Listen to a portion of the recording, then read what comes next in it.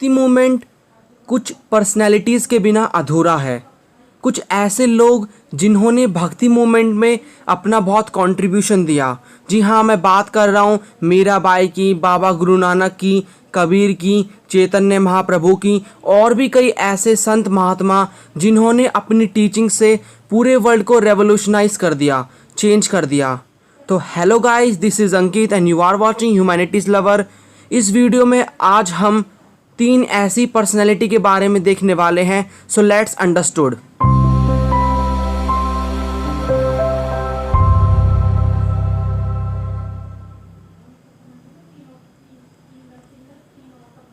So first of all कुछ clarity. Part 1 में हमने मूवमेंट देखा था जो कि साउथ से शुरू हुआ था, अलवर्स और नयानर्स का मूवमेंट और वीरा शिवा मूवमेंट। उसके बाद हमने सेकंड पार्ट में देखा कि इस्लाम किस तरह से नॉर्थ इंडिया में आता है, और पार्ट 3 में हमने देखा सूफीज़म। इस्लाम और सूफीज़म दोनों ने क्या किया, भक्ति मूवमेंट को आगे पुश कर दिया। हमेशा की तरह आपसे लास्ट में क्वेश्चन पूछूंगा और हर किसी को उसका आंसर नीचे कमेंट करना है। संत कबीर दास ऐसी पर्सनैलिटी जिन्होंने अपने दोहे और चौपाइयों से पूरे वर्ल्ड को चेंज कर दिया। तो अगर हम इनकी बात कर रहे हैं तो मैं आपको इनके 2 दोहे बताना चाहता हूं। वैसे सिलेबस का पार्ट नहीं है, जिसको नहीं देखना वो आगे 1 मिनट वीडियो स्किप कर सकते हो। सो जो मुझे फेवरेट लगता है दोहा उनका ये है, बुरा जो देखन मैं चला, बुरा न मिलिया कोय, जो दिल खोजा अपना, मुझसे बुरा न कोय। सो इसका मीनिंग मैं आपको नीचे प्रोवाइड कर दूंगा, वरना यहाँ पर टाइम वेस्ट हो जाएगा। ओके, एक और मुझे जो इनका बहुत ज़्यादा बढ़िया लगता है दोहा वो ये है, पोथी पढ़ी पढ़ी जग मुआ, पंडित भया न कोय, ढाई आखर प्रेम का, पढ़े सो पंडित होए। ओके, तो ये देखो इनके जो भी दोहे हैं, हर दोहे में हमें हर एक टीचिंग देखने को मिलती है। तो मेन यहाँ पर हमारा फोकस क्या होगा, इनकी बायोग्राफी पर होगा, इनका जन्म कब हुआ, और साथ में हम ये देखेंगे उनकी टीचिंग्स क्या हैं। मेन इंपॉर्टेंट हमारे लिए टीचिंग्स हैं। हर दोहे में आपको एक टीचिंग देखने को मिलेगी, इसलिए मैंने आपको शुरू में दोहे दिखाए हैं। नाउ कुछ बेसिक्स जान लो इनके बारे में। तो देखो, इनका जो बर्थ और डेथ है वो अनक्लियर है, हमें नहीं पता कि बेसिकली इनका जन्म कब हुआ था। बट जो टाइम पीरियड है, जिस टाइम पीरियड तक ये जिंदा रहे थे, वो 2 सेट कर रखे हैं। मतलब कुछ हिस्टोरियंस मानते हैं ये वाला टाइम पीरियड, और कुछ हिस्टोरियंस इस वाले टाइम पीरियड को मानते हैं कि इस टाइम पीरियड तक उन्होंने अपनी टीचिंग्स को स्प्रेड किया और वो जिंदा रहे। ठीक है, तो हमारे लिए कुछ इंपॉर्टेंट नहीं है, आप इस डेट को याद मत रखना। देखो, डेट मैं बताता चलूँगा आपके लिए कौन सी इंपॉर्टेंट है कौन सी नहीं। ये जस्ट मैंने आपको बता दिया कि किस सेंचुरी के अंदर और किस टाइम पीरियड बेसिकली था जिसमें उन्होंने अपनी टीचिंग्स को आगे स्प्रेड किया था और वो जिंदा रहे थे। ओके, अब देखो, ये भी हमको नहीं पता उनके बारे में कि वो हिंदू थे या मुस्लिम थे बाय बर्थ, लेकिन कुछ स्टोरीज़ हमें इनके बारे में पता है जिनसे हमें पता चलता है कि हाँ ये हिंदू थे या मुस्लिम थे। तो उनमें से एक स्टोरी ये है कि ये माना जाता है कि ये हिंदू फैमिली में इनका जन्म हुआ था, बेसिकली ब्राह्मण थे इन्होंने। लेकिन क्या किया, उनको पानी में, नदी में बहा दिया, और उसके बाद जो वीवर्स थे, कुछ वीवर्स, उन्होंने क्या किया, जो कि पुअर थे वो, उन्होंने जो है, और मुस्लिम थे, उन्होंने इनको रेस्ट किया, पाला। ओके, तो ऐसी और भी हमें स्टोरीज देखने को मिलती हैं। कुछ लोग ऐसा मानते हैं कि ये पानी में से निकले थे, भगवान ने इनको प्रकट किया था। तो बेसिकली हमें इनके बारे में इंफॉर्मेशन कम मिलती है, क्योंकि इन्होंने अपनी जो भी चीज़ें लिखी हैं अपने बारे में कुछ ना बताकर उन्होंने बेसिकली मुद्दे की बात बताई है। ठीक है, अपने दोहे बताए हैं सारे। तो ये तो मैं आपको पॉइंट बता चुका हूँ पूरा। और इनके गुरु बाय द वे मैं आपको बता दूं, रामानंदा थे। ओके, और इनके बारे में भी हमें इन्फॉर्मेशन कम मिलती है कि ये इनके गुरु थे या नहीं, लेकिन उनके 1-2 दोहे ऐसे हैं जिनसे हमें पता चल जाता है कि हाँ रामानंदा उनके गुरु थे। अब देखो, अगर हम हिस्ट्री पढ़ रहे हैं तो हमें ये जानना बहुत ज़रूरी है कि ये जो इन्फॉर्मेशन है कबीर के बारे में हमें कहाँ से देखने को मिलती है। It means what are the sources through we get the information about Kabir. Okay, so कुछ सोर्सेज के बारे में मैं आपको बताता हूँ, जैसे कि बीजक के सारे टेक्स्ट हैं, बुक हैं। ओके, कबीर ग्रंथावली, आदि ग्रंथ साहिब और हैजियोग्राफी। उनकी जो हैजियोग्राफीज़ है ना, वो जो कि उनके डिसाइपल्स ने उनके मरने के बाद लिखी थी। तो ये कुछ सोर्सेज हैं, कुछ टेक्स्ट हैं, 1 मार्क्स के लिए आपके लिए इंपॉर्टेंट हो सकते हैं, इसलिए नाम याद रख लेना। सो मुद्दे की बात पर आते हैं। ओके, टीचिंग्स देखते हैं। टीचिंग्स बेसिकली वो 8 मार्क्स या फिर शॉर्ट क्वेश्चंस में पूछ लेते हैं। ओके, तो यहाँ पर आप देखो, ये जो आप लेक्चर देख रहे हो ना आज का, इसको प्लीज़ आप पढ़ने के मोटिव से मत देखना। आप इस मोटिव से देखना कि आपको आज इनसे कुछ सीखने को मिलेगा, और इन्होंने जिस तरह से अपनी लाइफ को गुजारा, चीज़ें सिखाई, वो हम सीखेंगे और अपनी लाइफ में अडॉप्ट करेंगे। ओके, मैं भी ट्राई करूँगा और आप भी ट्राई करना। सो उनकी टीचिंग्स देखते हैं। उनका मानना ये था कि गॉड जो है वो निरंकार है, उनकी कोई शेप नहीं है। ठीक है, उनका मानना ये था कि जो गॉड है उनकी कोई शेप नहीं है, वो निरंकार हैं। दूसरा उनका ये था मानना कि जो गॉड हैं वो एक ही हैं। ओके, गॉड जो है वो एक ही हैं, बट उनके डिफरेंट नेम हो सकते हैं, जैसे कि अल्लाह, पीर, हजरत, अलग और निरंकार, ऐसे मतलब उन्होंने काफ़ी नेम बोले हैं। एक गॉड के डिफरेंट नेम हो सकते हैं, उन्होंने ये बोला है। उन्होंने जो है रेपुडिएटेड की है आइडल वर्शिप और पॉलीथिज्म को। ये पॉलीथिज्म का मतलब है एक गॉड से ज़्यादा गॉड की पूजा करना, जैसे कि आपको हिंदुइज्म में देखने को मिलता है कि हम डिफरेंट गॉड्स की पूजा करते हैं। और आपको मोनोथिज्म का एग्जांपल मिल जाएगा इस्लाम के अंदर, उनके एक ही गॉड है अल्लाह। ओके, तो इन्होंने रेपुडिएटेड किया है, इसका मतलब उन्होंने रिफ्यूज़ किया है, क्रिटिसाइज़ किया है आइडल वर्शिप को, मूर्ति पूजा को, और एक से ज़्यादा गॉड की पूजा करने को। ठीक है, क्योंकि उनका मानना हमेशा ये था कि गॉड वन है। ओके, मतलब गॉड एक ही हैं, उनके डिफरेंट नेम हो सकते हैं। अगर आपको मतलब गॉड की पूजा करनी है तो आप अगर एक पत्थर की पूजा भी करोगे, ओके, या फिर आप बस उनको ध्यान लगाकर उनकी पूजा करोगे, ओके, उनकी सगुण भक्त निर्गुण भक्ति उनकी अगर आप करोगे, मन से करोगे, तो गॉड प्रसन्न हो जाएंगे। ये नहीं है कि आप बोलोगे मेरा अल्लाह है, इनका राम है, ऐसा कुछ नहीं है। ये डिवीजन कर रखा है गॉड का। ओके, तो ये उन्होंने इसको क्रिटिसाइज़ किया कि गॉड को आप डिवाइड क्यों करते हो, गॉड तो एक ही है ना। बस मेन मोटिव यहाँ पर ये है, हमें मतलब मेन ये है कि बस हमें मन से उनकी पूजा करनी है, उनको मन में हमें मानना है और उनकी पूजा करते रहना है, ये था उनका। और उन्होंने जो भी रिचुअल प्रैक्टिसेस होती हैं मुस्लिम की, हिंदू की, मतलब इनकी परंपराएं होती हैं, मतलब कि हिंदू में ये होगा, मुस्लिम में ये करना होता है, परंपरा जो भी होती हैं, उन सबको क्रिटिसाइज़ किया है। उनका मानना ये है कि बस हमें ये सब नहीं करना चाहिए, यहाँ पर ये करो, मतलब ये हमें रीति रिवाज को मानो, हिंदू के अंदर ये होता है, मुस्लिम के अंदर ऐसे हमें करना होता है, ये सब नहीं करना है हमें। बस जस्ट गॉड के अंदर लीन हो जाना है, उनकी पूजा करनी है, उनका मानना ये है। इसलिए उन्होंने कभी ये नहीं बताया कि वो मुस्लिम थे या हिंदू थे, उनके हमें एक भी दोहे में ये देखने को नहीं मिलता। ठीक है, और कोई जो भी लोग जब वो टीचिंग्स को स्प्रेड करते थे तो लोग उनसे पूछते थे कि आप हिंदू हो, मुस्लिम हो, वो बोलते थे मैं कुछ नहीं हूँ, मैं बस जस्ट भगवान का ही भक्त हूँ। उन्होंने कास्ट डिस्क्रिमिनेशन को क्रिटिसाइज़ किया है, अगेंस्ट थे उनके वो। ठीक है, क्योंकि देखो वो बाय बर्थ वीवर थे, बाय बर्थ वो वीवर थे, मतलब वो एक जो सिलाई बुनाई करते हैं, उनके मतलब उनके यहाँ उनका जन्म हुआ था। ठीक है, तो लोअर कास्ट में लोअर कास्ट थी वो। ठीक है, तो उन्होंने भी काफ़ी अपनी लाइफ में डिस्क्रिमिनेशन का सामना किया। ठीक है, तो इसलिए उन्होंने जो है डिस्क्रिमिनेशन के वो अगेंस्ट में थे, और वो एम्फासाइज करते थे डिग्निटी ऑफ लेबर, यानी जो लेबर होती है उसकी खुद की सेल्फ रिस्पेक्ट है, हर किसी की रिस्पेक्ट है। ओके, उन्होंने ये भी कहा है we can connect with God through love, यानी लव के थ्रू हम क्या कर सकते हैं, गॉड से कनेक्ट रह सकते हैं। ओके, तो जो ये गॉड से कनेक्ट रहने का एक सिंपल सा जो एक हमारे पास चीज़ है वो है लव।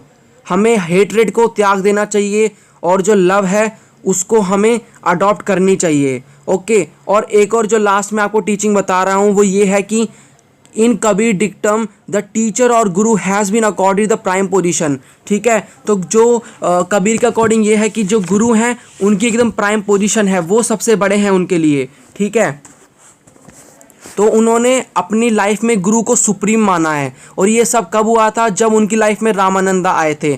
और उन्होंने अपनी एक इम्पॉर्टेंट बात भी कही है जो कि मैं आपके साथ शेयर करना चाहता हूँ। गुरु गोविंद दो खड़े काके लागू पाए, बलिहारी गुरु अपने गोविंद दियो बताए। तो यहाँ पर ये कहना चाहते हैं कि मेरे पास गोविंद भी हैं, भगवान भी, और गुरु भी है, मैं किसके पैर पहले पढ़ूँ, ओके, किसकी पहले पूजा करूँ। तो ये कहना ये चाहते हैं कि हमारे लिए मोस्ट इम्पॉर्टेंट है गुरु। ओके, सो ये पूरी इन्फॉर्मेशन थी कबीर के बारे में। अब हम देखेंगे बाबा गुरु नानक के बारे में। बाबा गुरु नानक, जिसकी वजह से हमें एक नया रिलीजन मिला, सिखिज़म, जिसकी आज वर्ल्ड रैंक 5th नंबर पर है after Christianity, Islam, Hinduism and Buddhism. So now we are going to discuss the biography of Baba Guru Nanak. पूरी बायोग्राफी हम अच्छे से देखेंगे, इनकी लाइफस्टाइल। सो कुछ बेसिक्स जान लो इनके बारे में। So he was born on 1469 and died on 1539, and he was born in a Hindu family, and the village was Nankana Sahib, जो कि रावी रिवर के नियर लोकेटेड है।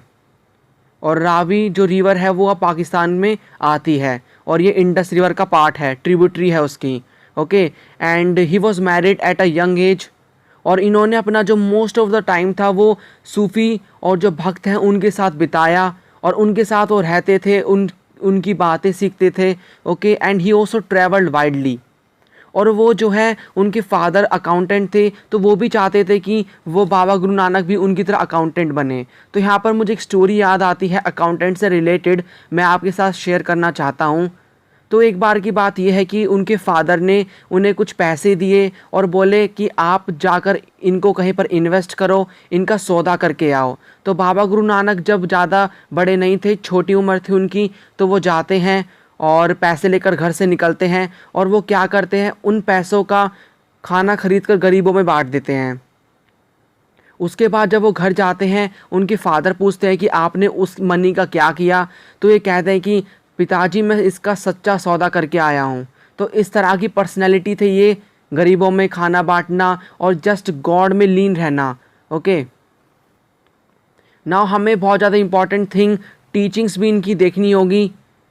ओके, अब जिस तरह से हमने कबीर के बारे में जाना था कि जो भी हिंदू और जो मुस्लिम के टेक्स्ट हैं उनको ये रिजेक्ट करते थे, क्योंकि इनका मानना ये था कि दोनों जो रिलीजन है, कितने भी रिलीजन हो, सारे रिलीजन इक्वल होते हैं आपस में। ओके, और दूसरा उनका मानना ये भी था कि गॉड निरंकार है, गॉड की कोई शेप नहीं है, जस्ट हमें क्या करना है, उनको इमेजिन करना है, उनकी पूजा करनी है। और इसीलिए उन्होंने क्या किया था, कुछ रिचुअल प्रैक्टिसेस जैसे कि सेरिमोनियल बात हो गए, सेक्रीफाइसेस हो गए, आइडल वर्शिप हो गई, मूर्ति पूजा, उन सबको उन्होंने क्रिटिसाइज़ किया है। और सिंप्लिसिटी पे उन्होंने जस्ट एम्फसाइज़ किया है कि हमें सिंप्लिसिटी में रहना चाहिए।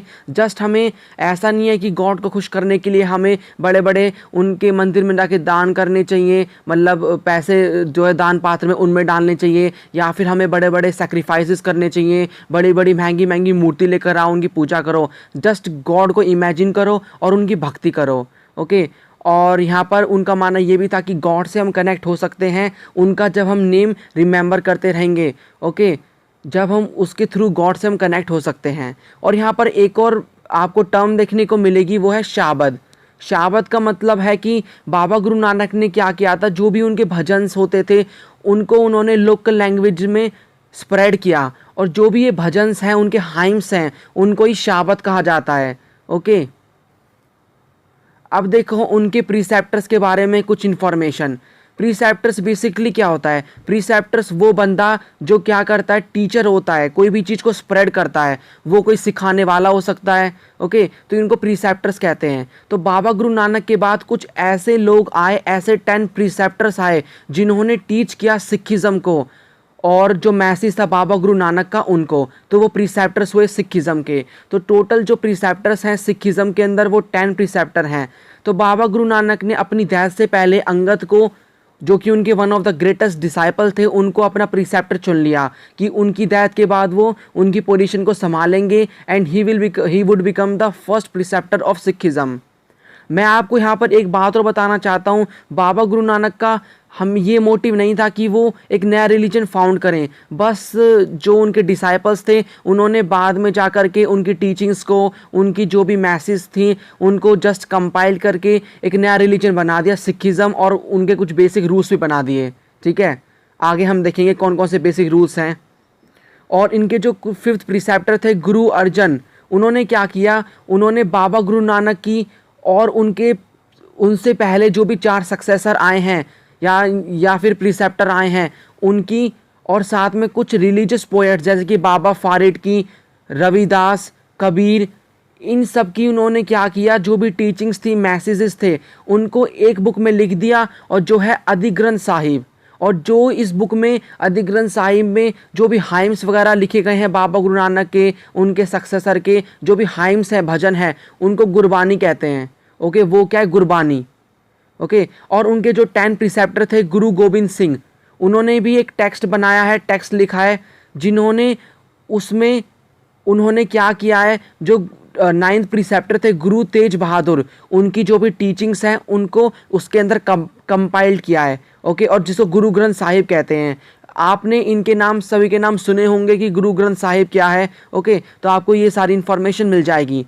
अब गुरु गोविंद सिंह हमारे लिए इसलिए भी इम्पॉर्टेंट है क्योंकि ये लास्ट प्रिसेप्टर हैं सिखिज़म के, और उसके साथ साथ इन्होंने खालसा पंथ की भी स्थापना की थी। खालसा पंथ जस्ट एक कम्युनिटी है जिसके अंदर लोग होते हैं, वो बस क्या करते हैं, जो भी अगर कोई ऑपरेशन कर रहा है या फिर गलत काम कर रहा है उसके खिलाफ आवाज़ उठाते हैं और लड़ाई करते हैं।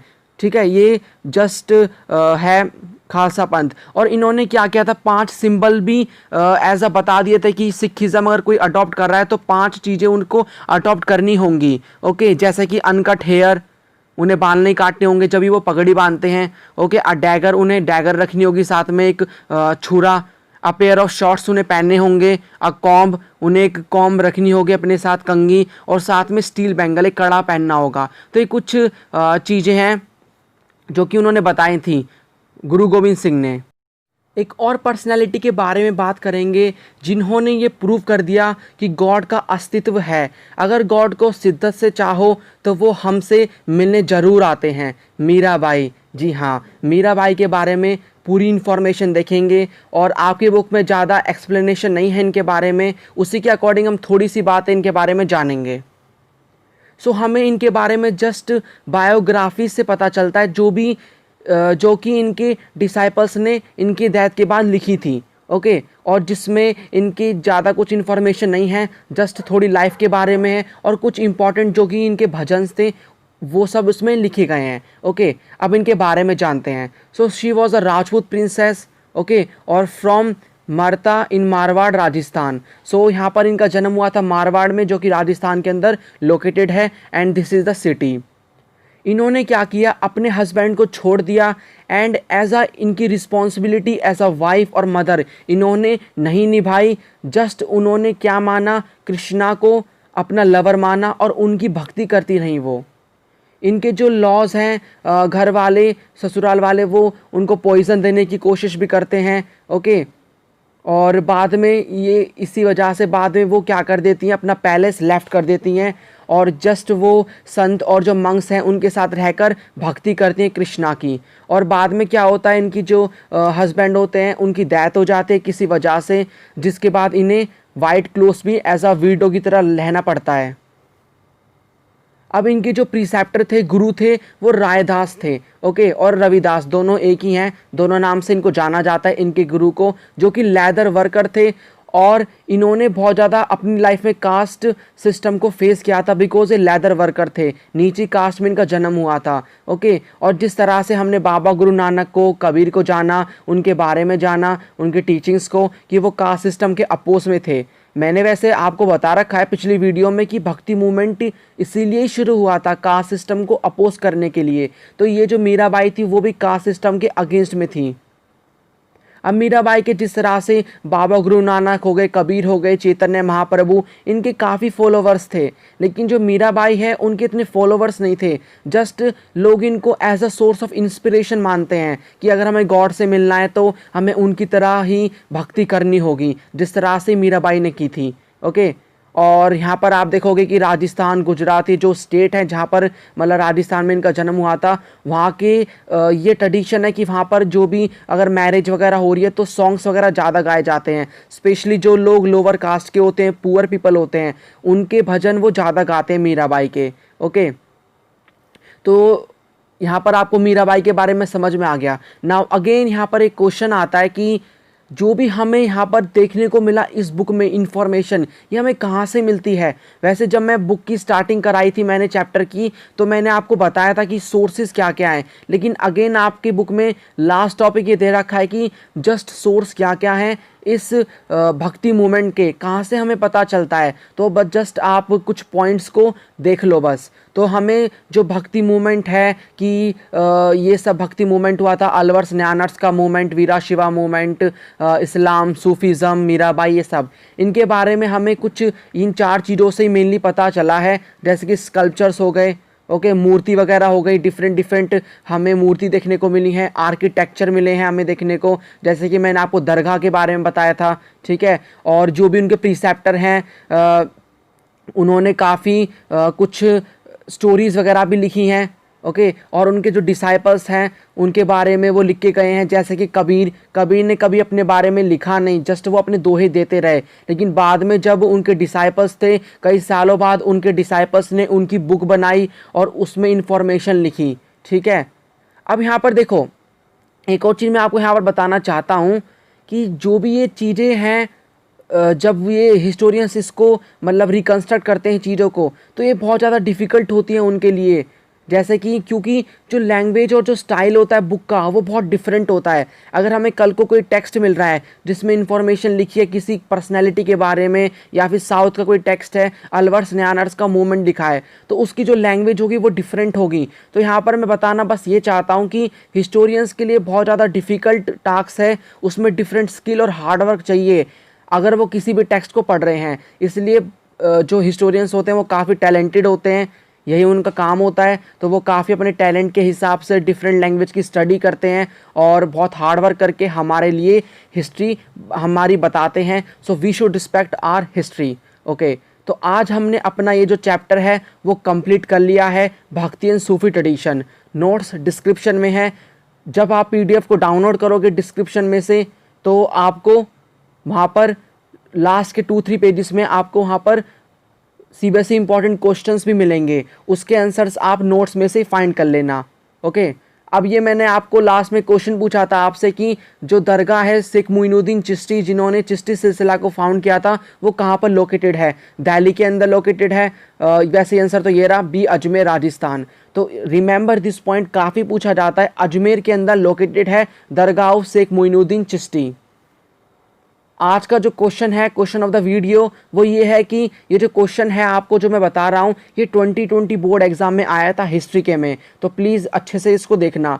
सो जो नीचे इन्फॉर्मेशन कुछ पॉइंट्स लिखे हैं वो किसके बारे में हैं?